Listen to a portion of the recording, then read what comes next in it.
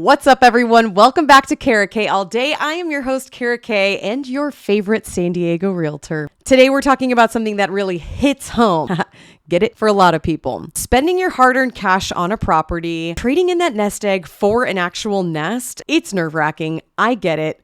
Good news is you are not alone. In this video, I'm going to cover my top 5 need-to-know things before purchasing your first home. Number 1, down payment. Number 2, timing the market. 3, finding a realtor. 4, finding a lender. 5, structuring your offer. Now, before I give you all my juicy little secrets, I've got one favor to ask of you. Subscribe to my channel. I'm trying to build it out. It helps more than you know. Please push subscribe. It's right there. Thank you so much. Now moving on. Number 1, down payment. You might be sitting there thinking you need hundreds of thousands of dollars to get that dream property.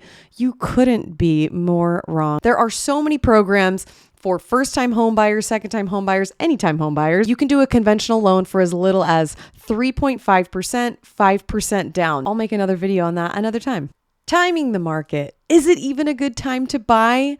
The houses that are listed, these people bought them for a bucket of blueberries and $10,000. Enough to get you so discouraged that you'll never move on a home. Timing the market. There is no timing the market perfectly, but you can time your own situation.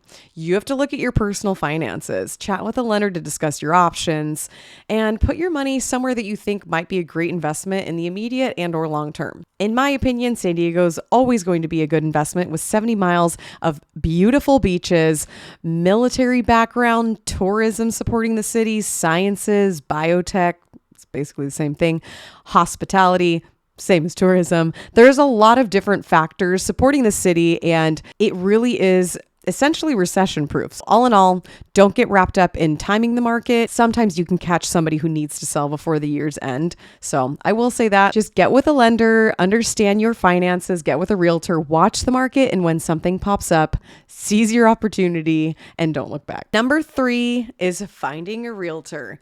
Meshing with a realtor can be tough. You're wondering who's actually out for your best interests.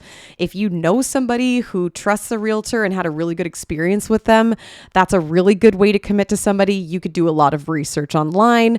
I recommend talking to more than one just to see how different realtors operate and see who you feel the most comfortable with, because at the end of the day, this person is fighting for you and trying to get you the best deal for your home. So find somebody who's in your corner and is not afraid to stand up for you. Now let's talk about going straight to the listing agent to save on some commission. Newsflash, buyer's agents get paid by the seller. She's my boss.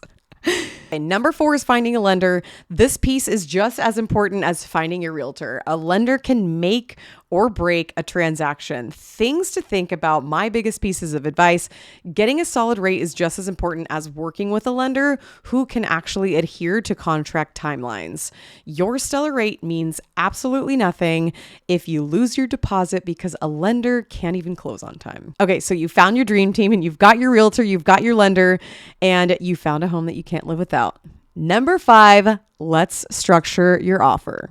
This part is exciting and scary all at the same time. My best advice is to keep your emotions in check, because when you're placing an offer, this property is not yours. There might be other people interested in it as well. So all you can do is put forth your best offer.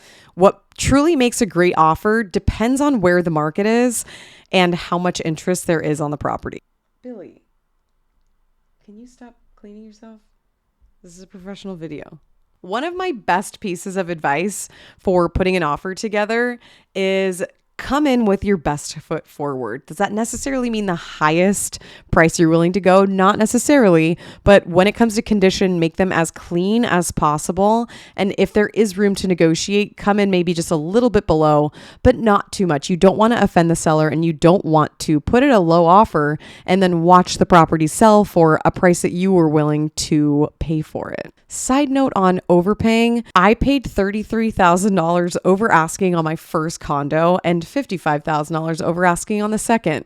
That $88,000 total was so worth securing both of these places because the time it took for another property to come on the market that I was interested in, interest rates had risen. I wouldn't have been able to afford it.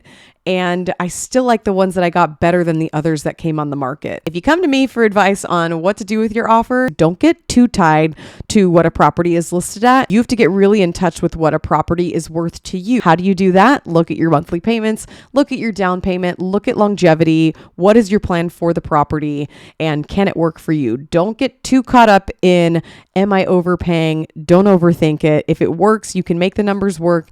Commit to it, and I promise you won't regret it. Wrapping this up here, buying your first home should not be that overwhelming. It should be slightly exciting, and it should be fairly easy if you follow the 5 steps that I've listed here. If you enjoyed this video, please subscribe to my channel. If you have any questions, put them in the comment section below. I will get back to you as best as I can. Visit the description if you'd like to get in touch. As always, I'm Kara Kay. I'm here all day, but for now, I've got to get back to work. Until next time, San Diego.